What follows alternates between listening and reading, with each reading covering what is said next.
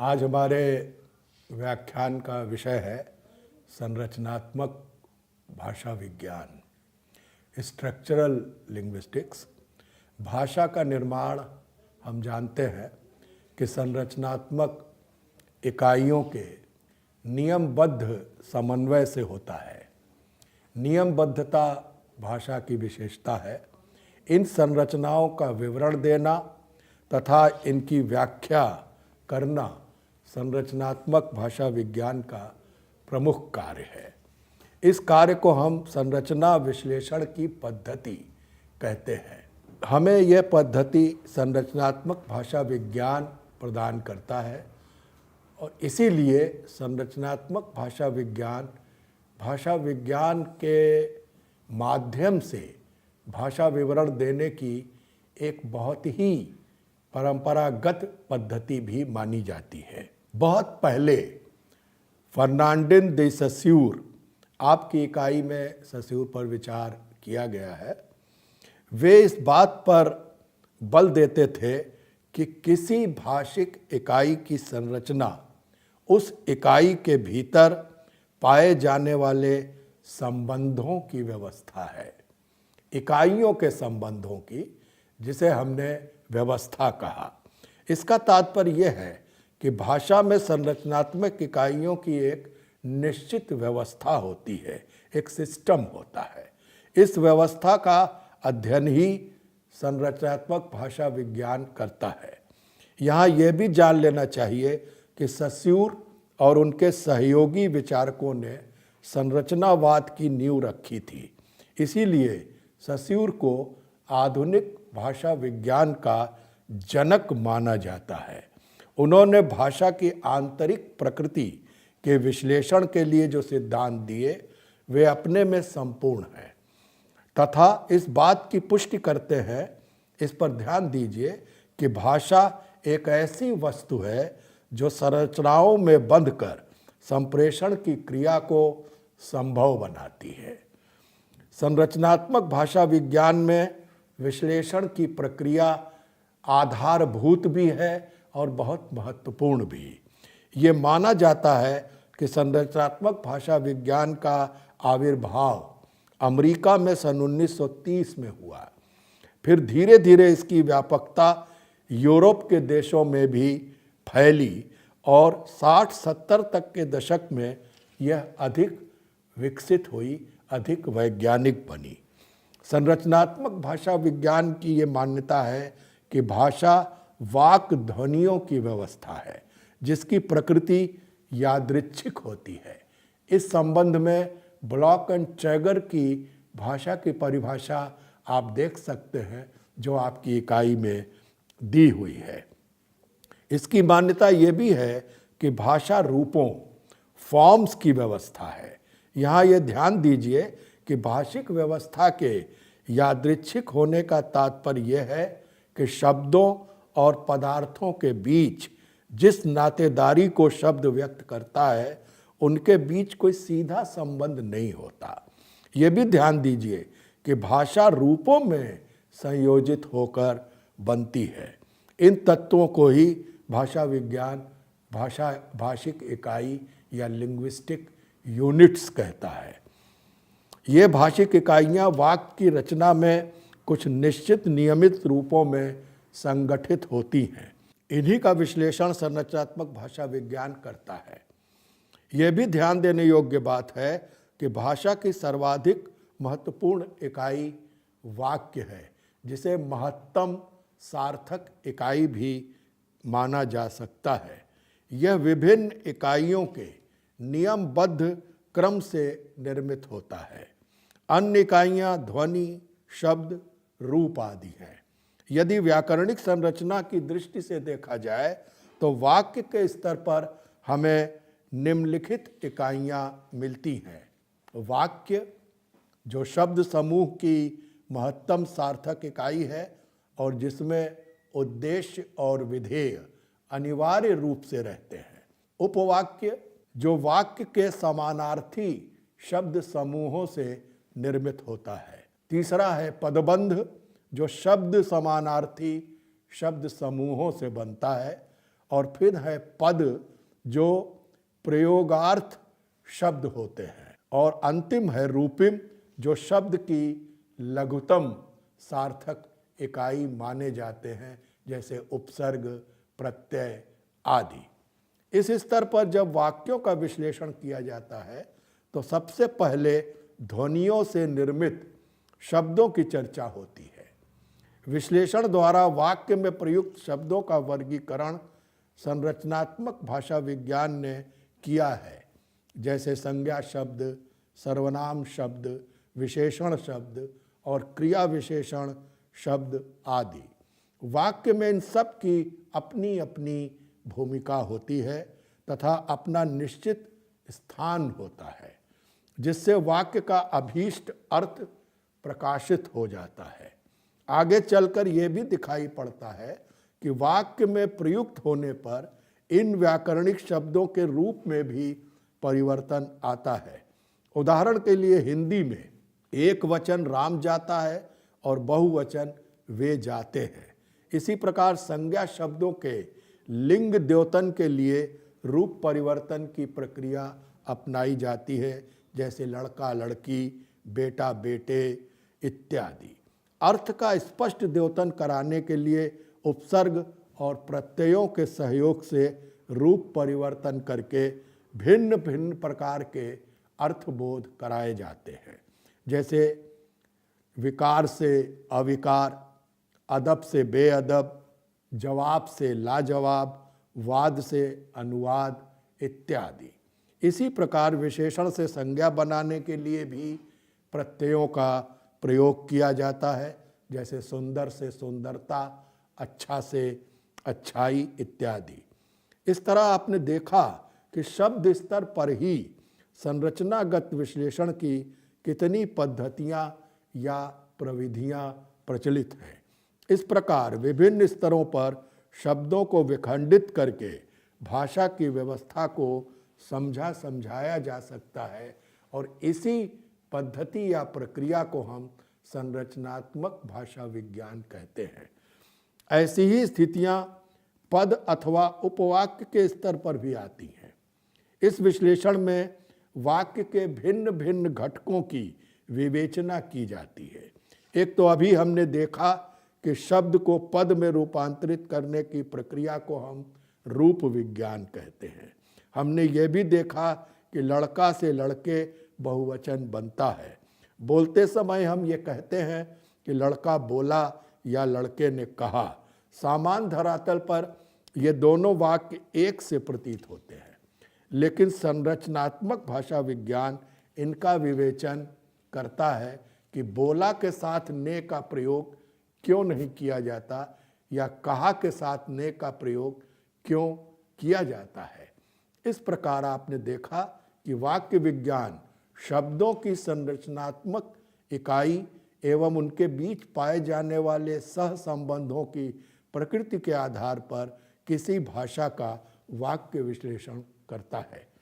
संरचनात्मक भाषा विज्ञान आज 3 स्तरों पर विश्लेषण की प्रणाली अपनाता है। इस पर आपको विशेष ध्यान देना चाहिए। वाक्य के स्तर पर, जैसा कि हमने देखा, अर्थ के स्तर पर तथा संकेत के स्तर पर। ये सभी मानते हैं कि भाषा का प्राण तत्व अर्थ होता है। अर्थ के आदान प्रदान के लिए ही हम भाषा का प्रयोग करते हैं। इसीलिए निरर्थक शब्दों या वाक्यों को भाषा की कोटि में नहीं रखा जाता। वाक्य में अर्थ का विश्लेषण अर्थ विज्ञान या सेमेंटिक्स करता है। इस विश्लेषण को 3 भागों में संरचनात्मक भाषा विज्ञान ने बांट दिया है। ऐसा स्पष्टता के लिए किया गया है। अब हम एक एक करके अर्थ के इन तीनों स्तरों पर विचार करेंगे। पहला है संकेतार्थ, जिसे विचारात्मक अर्थ भी कहते हैं, जैसे कमल, किताब आदि, जिनको सुनते ही उस वस्तु का संकेतार्थ हमें प्राप्त हो जाता है। दूसरा है संरचनात्मक अर्थ, इसे व्याकरणिक अर्थ भी कहा गया है। जैसे हिंदी में जलज, जल से उत्पन्न, अथवा पंकज, पंक से उत्पन्न। वाक्य के स्तर पर भी संरचनात्मक भाषा विज्ञान ने संरचनार्थ का विश्लेषण किया है। यहाँ एक उदाहरण देख लेना चाहिए कि हिंदी में कर्तृवाच्य तथा कर्मवाच्य में भेद है। लड़के ने रोटी नहीं खाई और लड़के से रोटी नहीं खाई गई, ये संरचनात्मक अर्थ देने वाले वाक्य हैं। यदि इनका विश्लेषण किया जाए तो इसमें पहले वाक्य में एक सामान्य क्रिया बताई गई है और दूसरे में कर्ता की असमर्थता व्यक्त है कि लड़के से रोटी नहीं खाई गई। तीसरा है प्रयोगार्थ, जिसे सामाजिक अर्थ भी कहा गया है। इस संदर्भ में हिंदी के सौभाग्यवान और सौभाग्यवती दो शब्दों का विश्लेषण हम कर सकते हैं। सौभाग्यवान उस व्यक्ति के लिए कहा जा सकता है जो पुरुष है और जो भाग्य की दृष्टि से प्रबल है या समर्थ है, जबकि सौभाग्यवती किसी स्त्री के लिए कहा जाता है, वो स्त्री जिसका पति जीवित हो और जिसे वैधव्य न सहना पड़ा हो। इसके बाद सह प्रयोगार्थ आता है जो शब्द के स्तर पर अधिक होता है और यहाँ शब्दों को अलग अलग अर्थ मिल जाता है। ये दो शब्द जब मिलते हैं तो एक तीसरे अर्थ का द्योतन कराने लगते हैं। जैसे हिंदी में दशानन और पीताम्बर शब्द है। दशानन जिसको यदि संधि विच्छेद करें तो बनेगा दश हैं आनन जिसके, अर्थात रावण। तो दश और आनन मिलकर रावण का अर्थ देने लगते हैं। इसी तरह पीताम्बर, पीला है अंबर या वस्त्र जिसका, ये विष्णु का अर्थ देने लगता है। उदाहरण के लिए हिंदी में कई मुहावरे भी ऐसे हैं जो सह प्रयोगार्थ देते हैं। जैसे आँख लगना मुहावरे के कई सह प्रयोगार्थ आप देख सकते हैं। किसी की आँख लगना निद्रा का अर्थ देता है, किसी से आँख लगना प्रेम होने का अर्थ देता है, किसी पर आँख लगना पाने की इच्छा करने या लालसा का अर्थ देता है। अंतिम है संपृक्तार्थ। यह विश्लेषण बताता है कि किसी भाषा के वाक्य में एक ही शब्द की भिन्न भिन्न अभिव्यंजनाएं हमें मिलती हैं। उदाहरण के लिए ये मोहन का घर है तथा सारा घर नाटक देखने गया है। यहाँ संपृक्तार्थ के स्तर पर दोनों वाक्यों में घर शब्द का जो लक्ष्यार्थ है उसे विश्लेषित किया जा सकता है, पकड़ा जा सकता है। आप जानते ही हैं कि संरचनात्मक भाषा विज्ञान ने अर्थ के स्तर पर भाषा विश्लेषण के लिए शब्द कोटियाँ भी निर्धारित की हैं, जैसे पर्यायवाची शब्द, अनेकार्थी शब्द, विलोमार्थी शब्द इत्यादि। आज संरचनात्मक भाषा विज्ञान में अर्थ को भाषा अध्ययन के केंद्र में रखा गया है। सिमेंटिक वैल्यू आज संरचनात्मक भाषा विज्ञान का एक विशिष्ट अध्ययन या विश्लेषण क्षेत्र बन चुका है। इस प्रकार आपने देखा कि भाषा का संरचनात्मक वर्णन या विवरण देना संरचनात्मक भाषा विज्ञान का मुख्य कार्य है।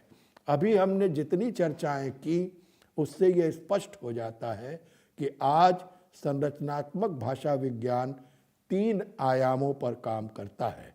नंबर 1, भाषा विषयक संरचनात्मक इकाइयों का वह विवरण देता है। नंबर 2, संरचनात्मक इकाइयों की संघटना का विवेचन करता है। तथा नंबर 3, अर्थ के स्तर पर शब्द, पद और वाक्य का विश्लेषण करता है। इन तीनों विश्लेषण बिंदुओं को आप अवश्य ध्यान में रखें। अब हम संरचनात्मक भाषा विज्ञान के एक अन्य संदर्भ पर चर्चा करेंगे जिसका संबंध रूपांतरण परक प्रजनक व्याकरण ट्रांसफॉर्मेशनल जनरेटिव ग्रामर के अनुयायियों द्वारा हमारे समक्ष आया है। इसके प्रस्तोता भाषा वैज्ञानिक ब्लूमफील्ड अमेरिका को माना जाता है। इस पर आपकी इकाई में चर्चा की गई है।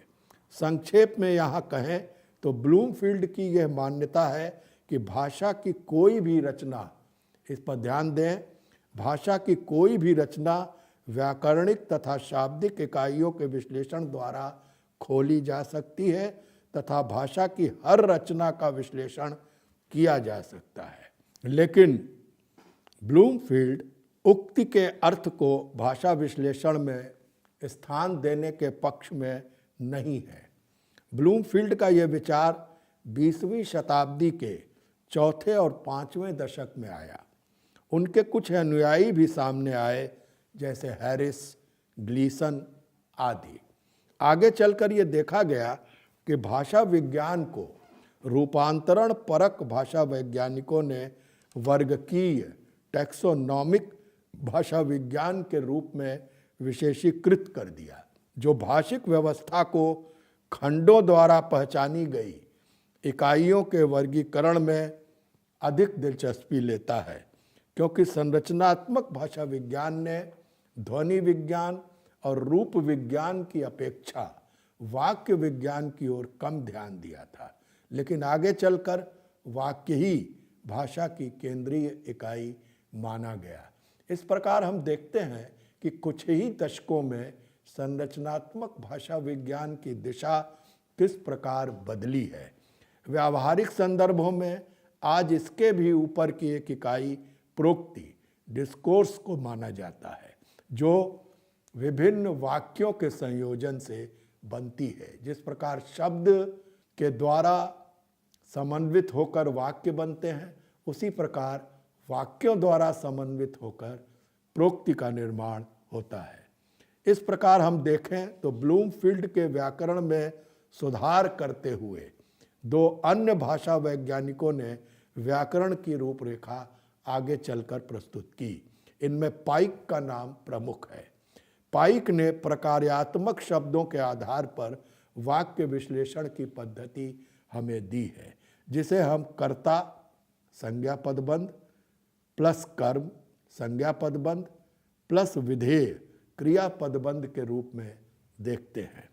इस प्रकार इन स्थानों अर्थात कर्ता, कर्म, विधेय के रूप में आने वाले पदों या भाषिक इकाई के योग को हम टेगमीम कह सकते हैं। यहाँ ये ध्यान दीजिए कि स्थान, वर्ग, प्रकार और संगति इस संरचना के मूल आधार हैं। इन चारों को समन्वित करते हुए पाइक ने भाषा विश्लेषण के 3 स्तर निर्धारित किए: स्वनिम विज्ञान, व्याकरण तथा प्रोक्ति। अब हम थोड़ी सी चर्चा सिस्टमिक व्याकरण पर भी करेंगे, जो इसके पाइक के आगे का चरण है। ये भाषा विज्ञान की यूरोपीय शाखा से निकला विचार है, अर्थात सिस्टमिक ग्रामर, जिसके प्रवर्तक M.A.K. हैलिडे माने जाते हैं। ये एक महत्वपूर्ण संरचनात्मक विश्लेषण का सिद्धांत है, क्योंकि यहाँ भाषा के विश्लेषण में संदर्भ तथा अर्थ संदर्भ और प्रकार्य को महत्व दिया गया है। ध्यान दीजिए, 3 चीज़ों को महत्व दिया गया है: कॉन्टेक्स्ट संदर्भ, अर्थ संदर्भ मीनिंग कॉन्टेक्स्ट और प्रकार्य फंक्शन को। आप जानते हैं कि भाषा समाज में विभिन्न प्रकार्य करती है। वो एक ही अर्थात संप्रेषण प्रकार से ही नियंत्रित नहीं होती। इसीलिए आज विविध व्यवस्थाओं सिस्टम में प्रयुक्त भाषा रूपों के विश्लेषण पर बल दिया जा रहा है। जैसे कार्यालयी भाषा का व्याकरण, विज्ञापन की भाषा का व्याकरण अथवा समाचारों की भाषा का व्याकरण। इस प्रकार के व्याकरणों को ही सिस्टमिक प्रकार्यात्मक व्याकरण कहा गया है। और ये भी कहा गया है कि भाषा व्यवस्थाओं की व्यवस्था है। अब पहले की तरह इसे केवल हम व्यवस्था नहीं मानते, बल्कि हम ये कहते हैं कि language is a system of systems, क्योंकि एक ही भाषा के संदर्भगत या प्रकार्यगत अनेक रूप हमें मिलते हैं और इनके व्याकरण को या इनकी संरचना को समझने का यत्न भी आज आधुनिक भाषा विज्ञान कर रहा है।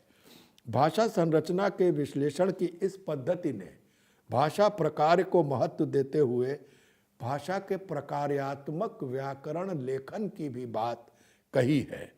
इसमें ये कहा गया है कि इन सभी रूपों, कार्यालय की भाषा, समाचार की भाषा इत्यादि का व्याकरण भी लिखा जा सकता है। हेलिडे ने इसे ही वाक भेद, स्पीच वैरायटी कहा और इसे बहुत महत्व दिया। ये समय की आवश्यकता थी। उस समय आधुनिक संदर्भों में भाषा के संदर्भ बदल रहे थे और भाषा का प्रयोग भिन्न भिन्न स्थितियों में किया जा रहा था। उनके अनुसार वाक भेद का तात्पर्य है, ध्यान दीजिएगा, वाक भेद का तात्पर्य है वाक के वे रूप जिनका प्रयोग कोई व्यक्ति या भाषा समूह विभिन्न स्थितियों और कार्यों को पूरा करने के लिए करता है। उन्होंने वाक भेद के कुछ प्रकार भी निर्धारित किए। ये बहुत ही महत्वपूर्ण है। सामाजिक वाक भेद, क्षेत्रीय वाक भेद तथा प्रयोजन मूलक वाक भेद। अभी हमने प्रयोजन मूलक वाक भेद की चर्चा आपसे की। कार्यालय की भाषा, समाचार की भाषा, विज्ञापन की भाषा, इसी प्रकार सामाजिक वाक भेद जिसके अंतर्गत हम उन भेदों को रखते हैं जिनका प्रयोग हम समाज में करते हैं, बड़े से अपने से छोटे व्यक्ति के साथ, भिन्न भिन्न परिस्थितियों में हम सामाजिक शैली का प्रयोग करते हैं और ये सब इनकी संरचना भी भिन्न होती है।